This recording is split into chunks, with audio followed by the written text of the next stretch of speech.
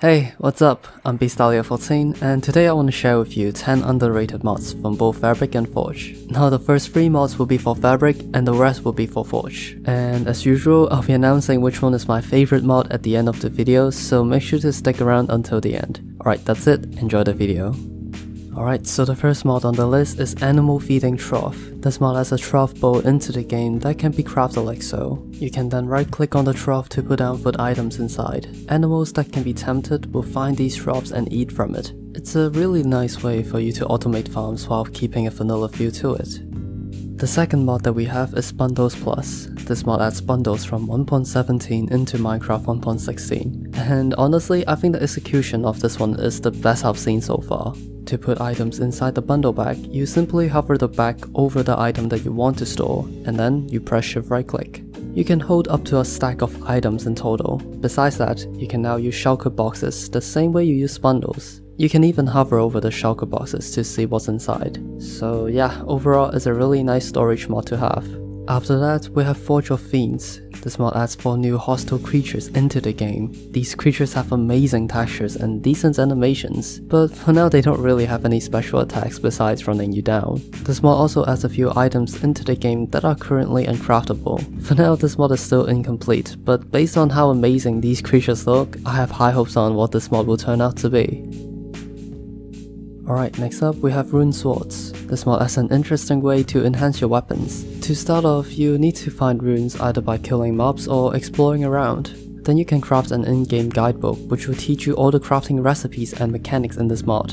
So basically, you'll need a rune forge to apply all your runes into your weapons. The runes put in this slot is considered the major rune. Placing different runes here will give you different damage increasing abilities. For example, the blood rune gives you higher damage output at the cost of your health. The fire runes lets you do more damage when you're on fire. The water rune gives you higher damage in the water. The earth rune gives you higher damage underground. And the air rune gives you a speed boost on kill. The magic rune is a rune crafted through combining all the runes mentioned above, and it allows you to cast magic with your sword. If you place these runes in other slots, you gain the side benefits such as summoning the frost golems or knocking your enemies up. You can also enchant the runes to enhance the abilities, or even gain new abilities from the rune. Overall, it's a nice touch to Minecraft's progression line that makes exploration and combat a lot more fun.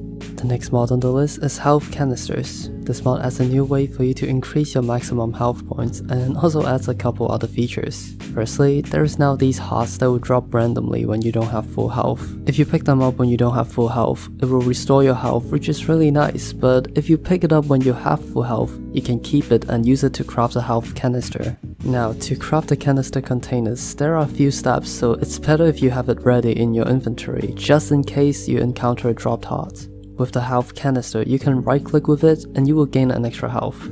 But make sure you don't get damaged when you're holding the heart, otherwise it will consume the heart and restore your health instead. There's also the golden heart, which gives you a stackable absorption instead of healing you. Overall, it's a really interesting concept that just works well with vanilla.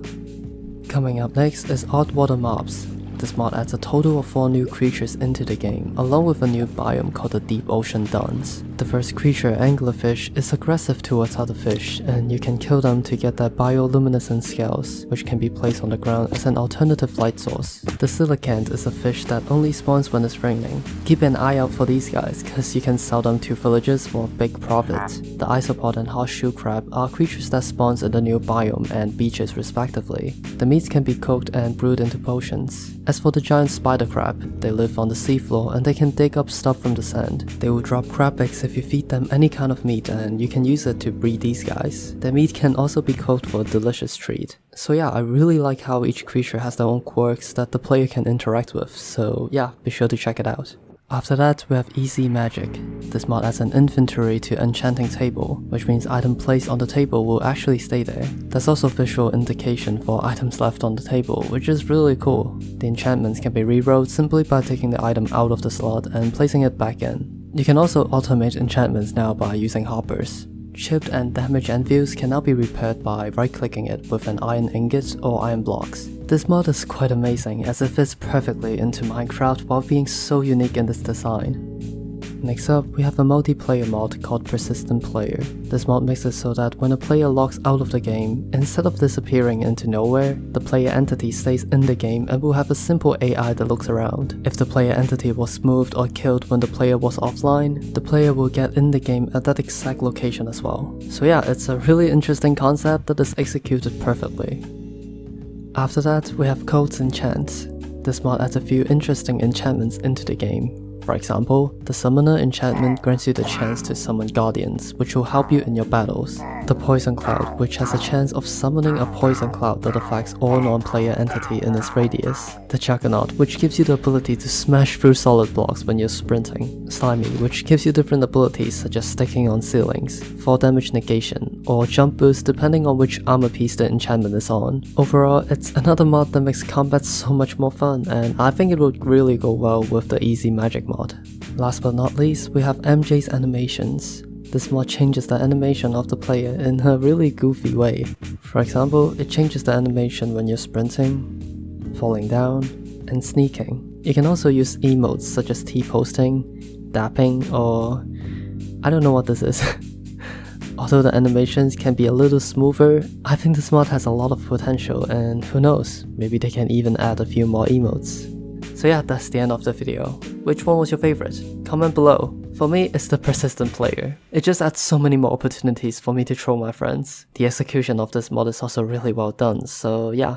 Like and subscribe if you enjoyed this video, and I'll see you next time. Goodbye.